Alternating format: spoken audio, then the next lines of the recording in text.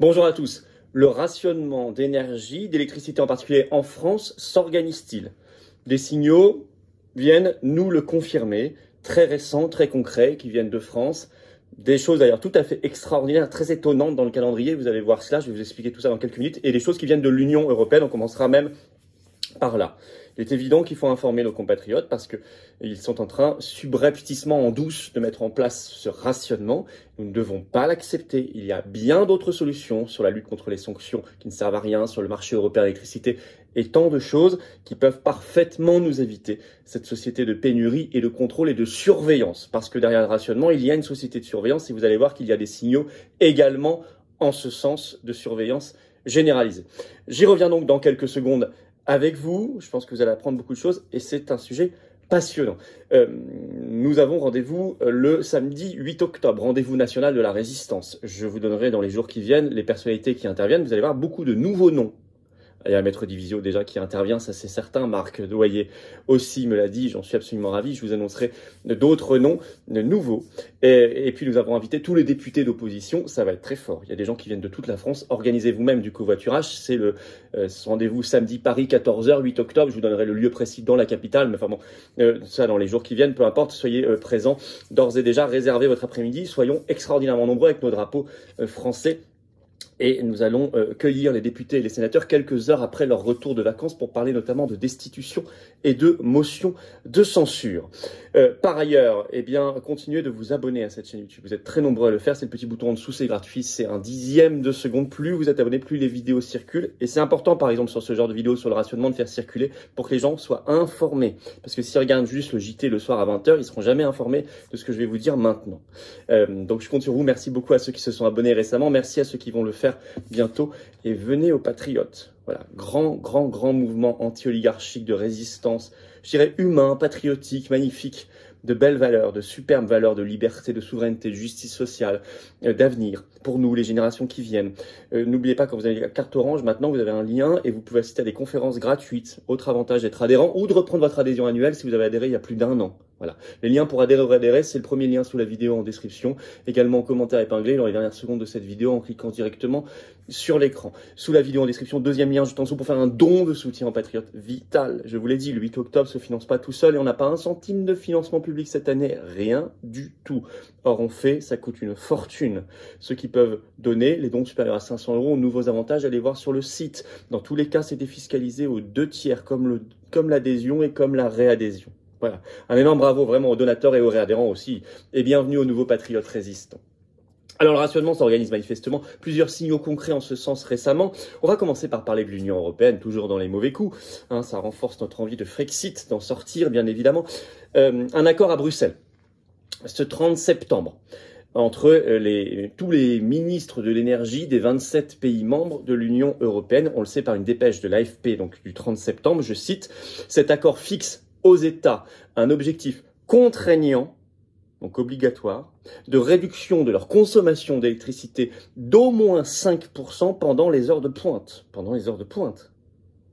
Les 27, je cite toujours, ont aussi appelé à réduire leur consommation mensuelle d'électricité de 10%. C'est beaucoup. Et 5% au moins en heures de pointe, c'est énorme. Et ça, c'est obligatoire. Donc ça veut dire rationnement pour les entreprises et pour les particuliers, forcément.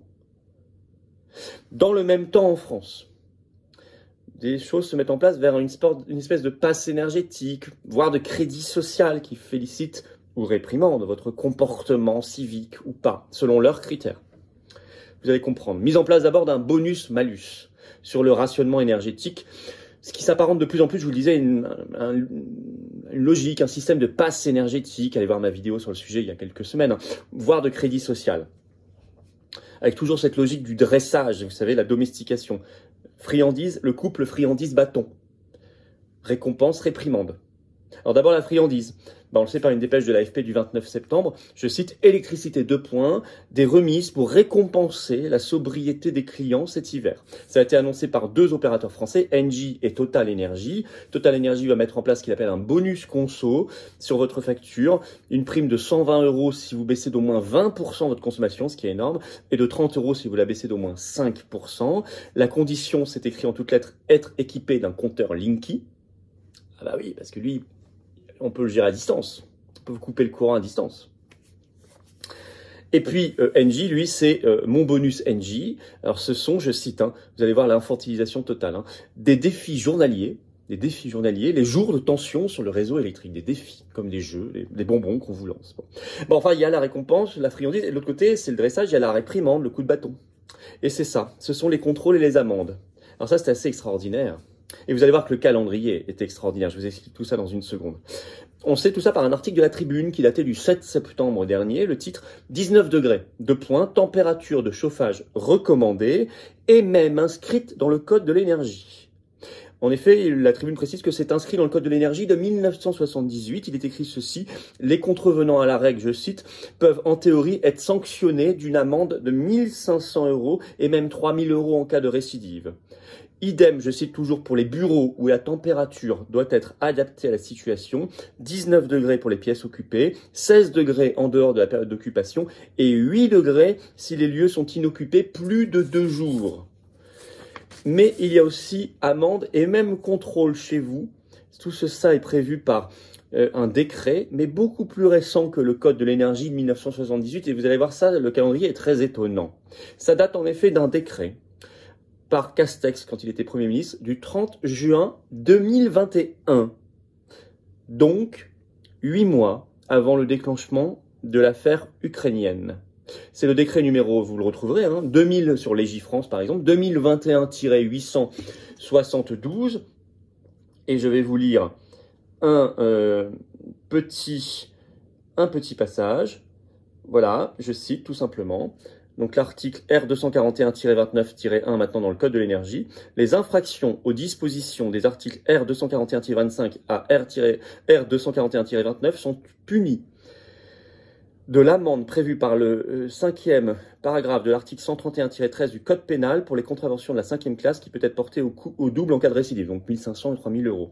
Et punie de la même peine l'opposition à l'exercice des fonctions des agents chargés de constater les infractions, donc des agents qui peuvent venir chez vous. Ça, c'est le décret du 30 juin qui est maintenant intégré dans le Code de l'énergie. Et c'est devenu donc l'article, je viens de vous lire, l'article R241-29-1 du Code de l'énergie. Pourtant, en juillet 2019, le ministre du Logement avait répondu à un sénateur. La réponse est en ligne. Sur ce sujet-là, je cite, « Le gouvernement n'envisage pas de modifier la réglementation actuelle sur la limitation de la température de chauffage des logements. » Ça, c'était en juillet 2019 et pourtant, ils ont bien modifié ça le 30 juin 2021. Que s'est-il passé? Ce décret du 30 juin 2021, par ailleurs, est illégal, car il se fonde pour pouvoir être pris sur une loi qui est dans l'article L241-1 du Code de l'énergie, qui permet au règlement de fixer la température, mais pas de contrôler. Or, le décret, vous avez vu, punit d'une amende si on s'oppose au contrôle. Donc ça, ce n'est pas possible, c'est un excès de pouvoir. La loi ne permet pas cela normalement. Donc tout semble bien prêt à la mise en place d'une police des températures, dont le Canard enchaîné, il y a quelques semaines, on en avait parlé, avait révélé la possible existence dans les mois qui viennent. Par ailleurs, ça permet de contrôler ce décret dans les locaux privés ou pas. Quid en général de ces éléments qui laissent penser qu'une société de surveillance, des contrôles étonnants par le gouvernement se mettent en place? En effet, dans un autre registre, mais je pense que c'est très lié, le 23 septembre, le site spécialisé Next Impact, ça a été repris ensuite par BFM TV, etc., a révélé que le 15 septembre 2021, le ministre de l'économie Bruno Le Maire a demandé à pouvoir collecter en temps réel l'ensemble des opérations bancaires des Français, l'ensemble des transactions bancaires des Français. Et il y a eu un refus opposé par la direction interministérielle du numérique. Alors, Bruno Le Maire le demandait, je cite, dans le cadre de la modernisation du fichier des comptes bancaires qui date de 1971, qui associe chaque compte en France à un nom, et même chaque coffre-fort depuis 2020 à un nom. Mais il y a juste les noms associés à un compte. Il n'y a pas toutes vos transactions qui sont dans ce fichier. Lui, il voulait qu'il y ait tout. Dès que vous utilisez votre carte bancaire pour 10 € dans n'importe quel magasin, hop, ça apparaissait, c'était recueilli par Bercy dans un fichier. Donc c'était extraordinairement attentatoire à la vie privée et aux libertés.